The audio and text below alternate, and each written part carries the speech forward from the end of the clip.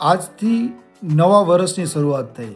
કાલ સુધી આપણે 2025 લખતા હતા અને આજથી આપણે 2026 લખવાનું ચાલુ કરશું. બધાને ભરપૂર હેપી ન્યૂ યરના વિશિસ મોકલાવશું અને આપણો મોબાઈલે આવા ન્યૂ યરના વિશિસથી છલોછલ ભરાઈ જશે.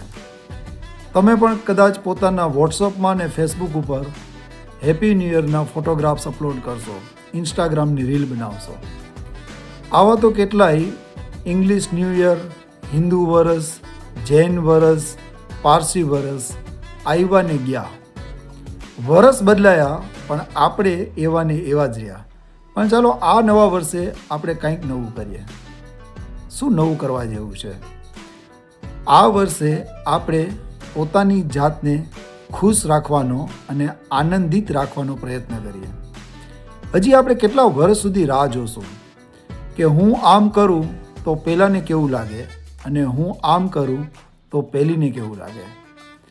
ચાલો આપણે બીજાની ચિંતા મૂકીને પોતાની જાતને ખુશ રાખવા માટે અને આનંદિત રાખવા માટે પ્રયત્ન કરીએ. હું એ કરું કે જેમાં મને આનંદ આવે છે અને હું એ કરું કે જે કરવાથી મને ખુશી મળે છે.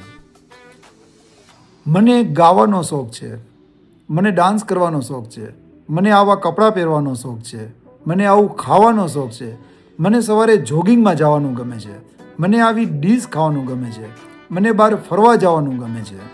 પણ હું આવું કાંઈ નથી કરતો એક જ વિચારના કારણે કે હું જો આ કરીશ તો બીજાને કેવું લાગશે. આવું બધું મારે આ ઉંમરે હવે કંઈ કરાય ખરી? ના. હવે તમે બીજાની ચિંતા છોડીને પોતાને જે ગમે છે, પોતાને જેમાં ખુશી મળે છે એ કરો. હું તમને કાંઈ સ્વચ્છંદી થવા માટેની નથી કહેતો. ચાલો આપણે બે ફિલ્ટર લગાડીએ. મારે જે કરવું છે એનાથી શું મારા મન, શરીર કે બુદ્ધિને કાંઈ નુકસાન થાય છે તો એ મારે ના કરવું જોઈએ. મારે જે કરવું છે એનાથી મારા સાથે રહેવાવાળાને કાંઈ નુકસાન થાય છે તો એ પણ મારે ના કરવું જોઈએ.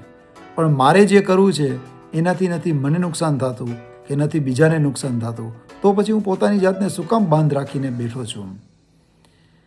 ચાલો આ નવા વર્ષે આપણે પોતાની જાતને ફર્સ્ટ પ્રાયોરિટીમાં મૂકીએ. ચાલો આ વર્ષે આપણે પોતાને ખુશ રાખવાની પોતે જ જવાબદારી રાખીએ. એક વસ્તુ યાદ રાખજો, તમને ખુશ કરવાની જવાબદારી કે તમને આનંદ આપવાની જવાબદારી બીજાની નથી. એ જવાબદારી તમારી પોતાની છે અને એ જવાબદારી તમારે પોતાએ જ ઉઠાવવી પડે. તો આ વર્ષે તમે પોતાની જાતને ખુશ કરવા માટે પ્રયત્ન કરો. અને એક વાત 100% છે કે જો તમે પોતે ખુશ હશો અને જો તમે પોતે આનંદિત હશો તો તમારી સાથે રહેવાવાળા અને તમને પ્રેમ કરવાવાળા પણ આટલા જ ખુશ અને આનંદિત રહેશે.